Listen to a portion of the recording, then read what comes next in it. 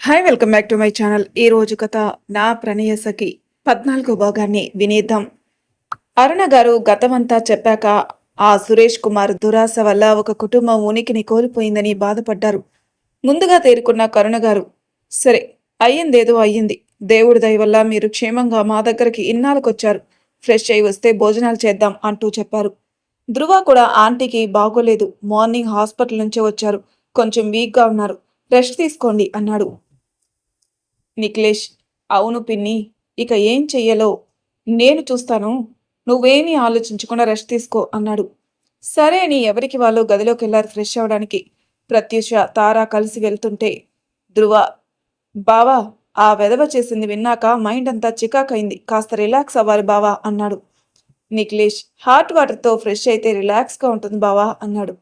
హహ, అది కాదు బావా, ఒక్కసారి నీ చెల్లి దగ్గరికి వెళ్తే నేను రిలాక్స్ అయ్యి రీఛార్జ్ కూడా అవుతా బావా ఆటోమేటిక్గా, ప్లీజ్ బావా కొంచెం హెల్ప్ చేయొచ్చుగా అన్నాడు ధృవ గారంగా. ఓరి నాయనో, నీ గారాలు మా చెల్లి దగ్గర చూపించు, నా దగ్గర కాదు అని సోఫాల నుంచి లెగిసి, బ్యూటీ, నాకు కొంచెం జ్యూస్ కావాలి అని గదిలోకి వెళ్ళిపోయాడు నిఖిలేష్. అప్పటికే అరుణ కరుణ గారు ఇద్దరు గదిలోకి వెళ్ళిపోయారు. హాల్లో 2 జంటలు మాత్రమే ఉన్నాయి. నిఖిలేష్ అలా పిలిచేసరికి ఏం చేయాలో అర్థం కాక అలా బిక్కమొహం వేసుకుని నించుంది మన బ్యూటీ. ఇప్పుడు ఆయన దగ్గరికి వెళ్ళాలా అనుకుంటూ తన్ని చూసి గట్టిగా నవ్వేసింది తార. ఎందుకు చెర్రీ నవ్వుతున్నావు అంది ప్రత్యూష అదే మొహం మెయింటైన్ చేస్తూ. ఏంటి వదినా, అన్నయ్య జ్యూస్ కావాలంటున్నాడు, వెళ్లకుండా ఇక్కడే ఉన్నావు, వెళ్ళు అంటూ ముందుకు తోసింది. నాకు మీ అన్నయ్య దగ్గరికి వెళ్ళాలంటే భయం, అయినా భోజనం చేసే ముందు జ్యూస్ ఏంటి అనుకుంటూ మెల్లగా గదిలోకి వెళ్ళింది. తను అలా వెళ్ళగానే తారాని చేయి పట్టుకుని తన గదిలోకి తీసుకెళ్లాడు ధృవ. ఒక్కసారిగా అలా లాక్కుని వచ్చేసరికి కంగారు పడింది తార. ఏంటి ధృవ అని అంటుండగానే తారాని గట్టిగా కౌగిలించుకున్నాడు. తను ఎందుకో బాధపడుతున్నాడని అర్థమై తారా కూడా ధృవ చుట్టూ చేతులేసి కౌగిలించుకుంది. కాసేపటికి వదిలి ఏమైంది అని అడిగింది. ప్రత్యూష గురించి చెల్లి చెప్పినప్పుడు, అంటే వాళ్ళ బాబాయ్ కూతురు, ఎందుకో అంత టాలెంట్ ఉండి కూడా ఎప్పుడూ దేనిలోనూ పార్టిసిపేట్ చేయదు, అంత భయస్తురాలా అనుకున్నాను, కానీ వాళ్ళు భయంతోనే బ్రతుకుతున్నారని తెలిసేసరికి ఏంటోలా అనిపించింది అన్నాడు ధృవ. నీకు తెలియదు కదా అక్కడ పరిస్థితి, ఇప్పుడు మనం అందరం ఉన్నాం కదా తను చూసుకోవడానికి అంది. ఇంకా అంతకు మించి ఏమీ చెప్పలేకపోయింది. తనకి కూడా వాళ్ళ పరిస్థితి చాలా బాధ అనిపించింది. కళ్ళల్లో నీళ్లు తిరిగాయి. తారా కన్నీళ్లు తుడిచి, ఏడవకరా, ఇంకంతా సర్దుకుంటుంది అని చెప్పి తనని గుండెలకి హత్తుకున్నాడు. ఇక్కడ గదిలోకి వెళ్ళిన ప్రత్యూషకి నిఖిలేష్ కనిపించలేదు. ఇప్పుడే కదా లోనుకొచ్చారు, ఎటు వెళ్లారు అనుకుంటూ కొంచెం ముందుకెళ్లేసరికి వాష్రూమ్ నుంచి బయటకొచ్చారు నిఖిలేష్. అతన్ని చూసి తలదించుకుని, అది ఇప్పుడు అంటూ చెప్పబోయేది ఆగిపోయింది షాక్ కొట్టినట్టు. ప్రత్యూష తలదించుకుని మాట్లాడటం మొదలుపెట్టినప్పుడే ఆమె దగ్గరగా వచ్చాడు నిఖిలేష్. ఆమె ఏదో చెబుతుండగా గట్టిగా కౌగిలించుకున్నాడు. దెబ్బకి పాపకి నోరు తెరిచింది, కానీ మాట బయటికి రాలేదు. మహారాణిలా ఉండవలసిన దానివి, కనీసం మధ్యతరగతి మనిషిలా కూడా లేదు కదా నీ జీవితం అన్నాడు ఇంకా గట్టిగా హత్తుకుంటూ. అప్పటి వరకు బాధని దాచేసి ఎన్నో ప్రశ్నలు మనసులో మెదులుతున్నా బింకంగా ఉన్న ప్రత్యూష అతను అలా అడగగానే తన చుట్టూ చేతులు వేసి అతని గుండెల్లో తలదాచుకుంది. ప్రత్యూష కంటి చెమ్మ గుండెకి తగులుతుంటే ఇంకా బాధగా అనిపించింది నిఖిలేష్కి. మన అనుకునే వాళ్ళ దగ్గర మనసులోని బాధని భయాన్ని పోగొట్టుకోవచ్చు, నీ బాధని అలా లోపల దాచుకోకుండా బయటపెట్టు బ్యూటీ, ప్రశాంతంగా ఉంటుంది అన్నాడు. నిఖిలేష్ మాటల ప్రభావమో, తన వాడు తనవాడు అని మనసు నమ్మిందో ఏమో అలా అనగానే అతన్ని ఇంకా గట్టిగా కౌగిలించుకుని ఏడుస్తూ ఉండిపోయింది ప్రత్యూష. ఏడిస్తే మనసులో బాధ తీరుతుంది అంటారని ఇప్పటి వరకు ఏడుస్తున్నా ఊరుకున్నాను, కానీ నీ కంటిలో నీరు చూస్తే నా గుండెల్లో నిప్పులు మోస్తున్నట్టుంటుంది, ప్లీజ్ ఇంక ఏడవకు అన్నాడు కళ్ళు తుడుస్తూ. చూడు, నీ మనసులో చాలా ప్రశ్నలే ఉన్నాయి, అవన్నీ తర్వాత నేను క్లియర్ చేస్తాను, సో ఇంక ఏడవకు, అసలు నా వల్లే కదా అమ్మ ఇలా ఉంది, ఇన్ని బాధలు పడుతూ నేనంటే లేకపోతే అని ఏడ్చేసింది ప్రత్యూష. నీ వల్లే ఇలా ఉంది పిన్ని, కానీ బాధలు పడుతూ కాదు, బ్రతికుంది, కేవలం నీకోసమే బ్రతుకుంది.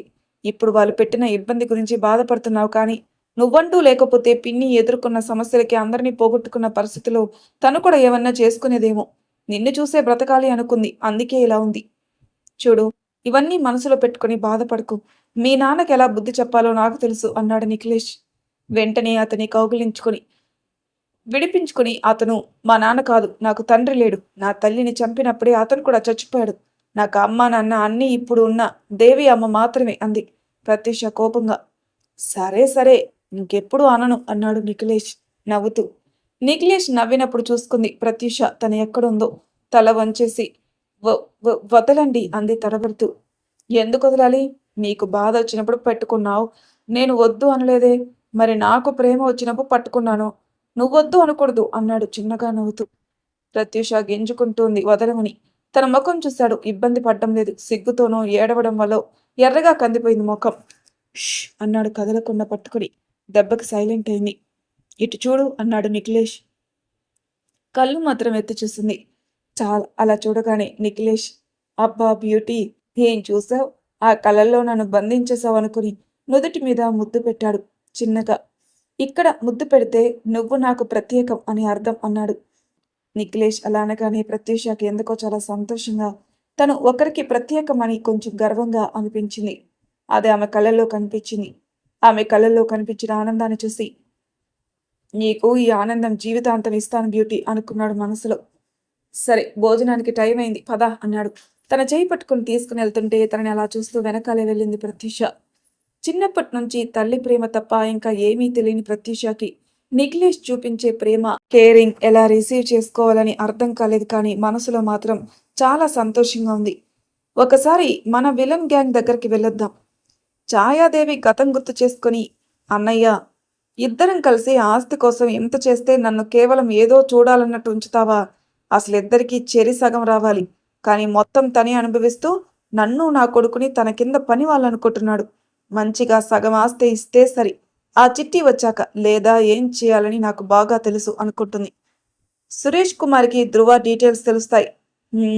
నేను అనుకుంది నిజమే. ఆ ధృవ నిఖిలేష్ ఇద్దరు ఫ్రెండ్స్. నా గురించి ఏదో ఒకటి చెప్పేలోపే మనీషాని తీసుకుని వెళ్ళి పెళ్లి గురించి మాట్లాడాలి. ఎలాగో నిఖిలేష్కి యాక్సిడెంట్ చేయించింది నేనని తెలియదు. ధృవాకి కూడా తెలీదు. వాళ్ళు సాక్ష్యాలు సంపాదించేలోపు ఎలా అయినా పెళ్లి ఖాయం చేయాలి అనుకున్నాడు. నీరజ్ మాత్రం అటు చిట్టిని ఇటు మనీషాని ఇద్దరిని కూడా ఎలా సొంతం చేసుకోవాలని ఆలోచిస్తున్నాడు. మనీష, నిఖిలేష్, నువ్వు పెళ్ళంటూ చేసుకుంటే నన్నే చేసుకోవాలి, కాదు అని ఎవరిని చేసుకున్నా వాళ్ళని చంపను కానీ బ్రతుకున్న శవాన్ని చేస్తానని క్రూరంగా నవ్వుకుంది.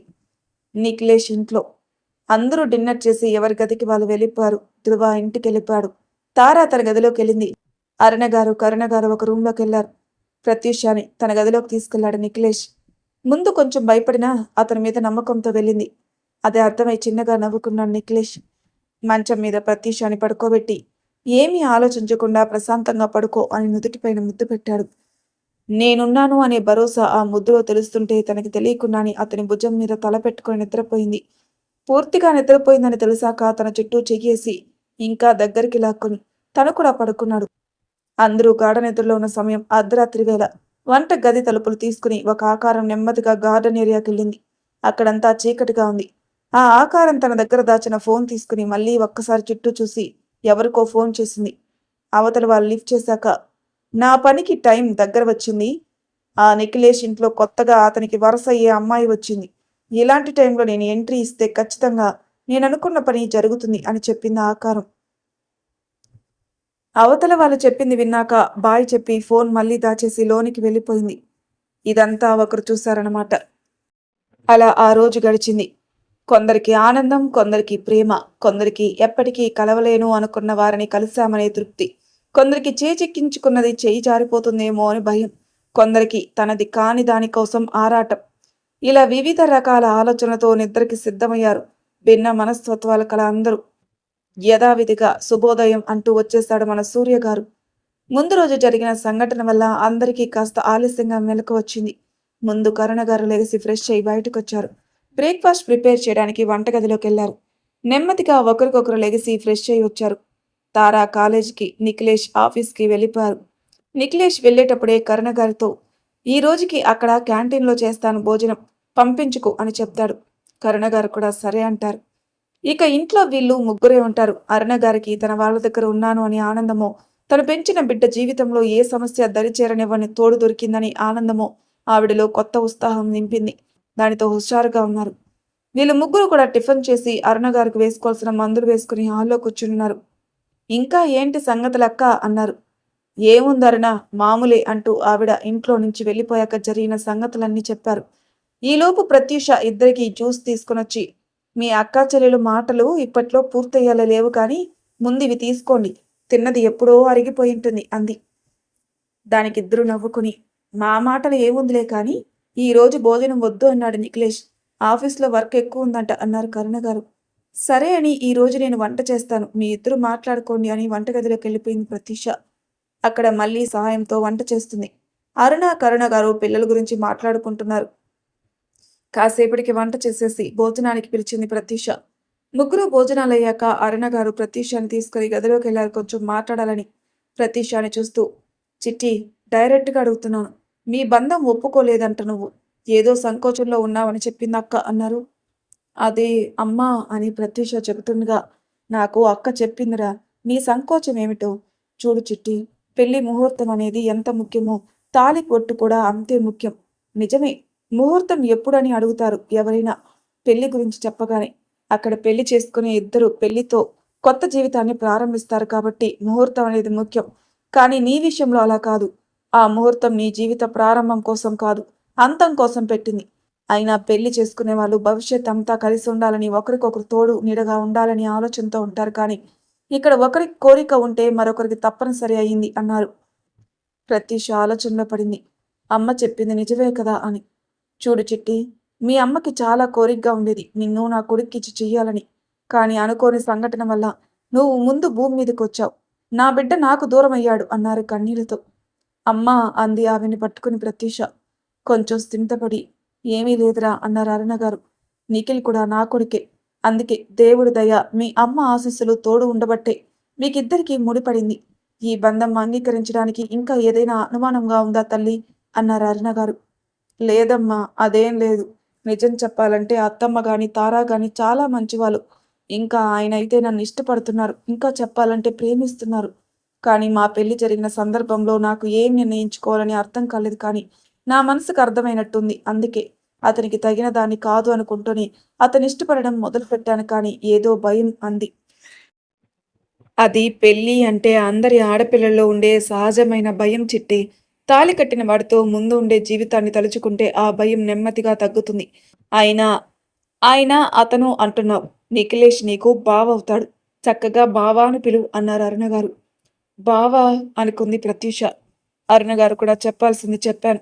నీ సంకోచం తీరింది అనుకుంటున్నాను. మీ ఇద్దరు కలిసి మీ జీవితం మొదలు పెడితే ముందుగా ఆనందపడేది మాత్రం పైలోకంలో ఉన్న మీ అమ్మ, తర్వాత నేను అన్నారు. సరే అని అంది ప్రత్యూష. ఆలోచించుకోవడానికి సమయం ఇస్తే మంచిదనుకున్నారు. సరే, నేను రెస్ట్ తీసుకుంటానని వెళ్ళిపోయారు. తర్వాత ప్రత్యూష ఆలోచిస్తూ ఉంది నిఖిలేష్ గురించి. అప్పటి వరకు వాళ్ళిద్దరి మధ్య జరిగిన విషయాలన్నీ గుర్తు చేసుకుంటూ సిగ్గుపడుతూ, బావా, కాదు అనుకుంటేనే నీ ప్రేమకి లొంగిపోయాను. కానీ నీ కళ్ళల్లోకి చూసి చెప్పాలంటే నా వల్ల కాదు అనుకుంది. ఇక్కడ నిఖిలేష్ ఆఫీస్లో బిజీగా ఉన్నాడు. రోజు బ్యూటీ లంచ్ తీసుకుని వస్తుంటే బాగుంది. కానీ ఈ రోజు రాలేదు. చూడాలని ఉంది బ్యూటీ. నా వల్ల కావటం లేదు. నిన్ను చూడకుండా ఉండడం. వర్క్ త్వరగా పూర్తి చేసి వచ్చేస్తాను అనుకుని వర్క్ మీద దృష్టి పెట్టాడు. అలా సాయంత్రం అయింది. తారా కూడా వచ్చేసింది. హాల్లో కూర్చొని టీ తాగుతూ ఒకరి గురించి ఒకరు మాట్లాడుకుంటూ తెలుసుకుంటూ ఉన్నారు. అలా టైం 6 అవుతుండగా కరుణ గారు, నిఖిలేష్ వచ్చే టైం అయింది, లంచ్ కూడా ఇంటిది కాదని మల్లీకి చెప్పి స్నాక్స్ రెడీ చేస్తున్నారు. తారా టీవీ పెట్టింది. చక్కగా మ్యూజిక్ ఛానల్ పెట్టి చూస్తుంది. కొత్త సినిమా పాటలు చూస్తూ ఉన్నారు. ఈలోపు సాంగ్ ఒకటి అయి యాడ్ వస్తుంది. అమ్మా అంది ప్రత్యూష. అంతే, వెంటనే అరుణ గారు, మూసే నోరు, ఇంకొక్క మాట కూడా మాట్లాడద్దు అన్నారు. అక్కడే ఉన్న తార, కరుణ గారు ఏమైంది అని కంగారు పడ్డారు. కరుణ గారు వచ్చి, ఏంటరు నా పిల్లని అలా అరిచావు, ఇప్పుడు ఏమందని అన్నారు. అక్క, నేను కోపంతో అరవలేదు. అది వేసే తెక్క ప్రశ్నలకి సమాధానాలు చెప్పలేక అరిశాను అన్నారు. అదేంటి అన్నారు కరుణ గారు. టీవీలో యాడ్ వస్తే చాలు ఏదో ఒకటి అంటాం, అలవాటు దానికి.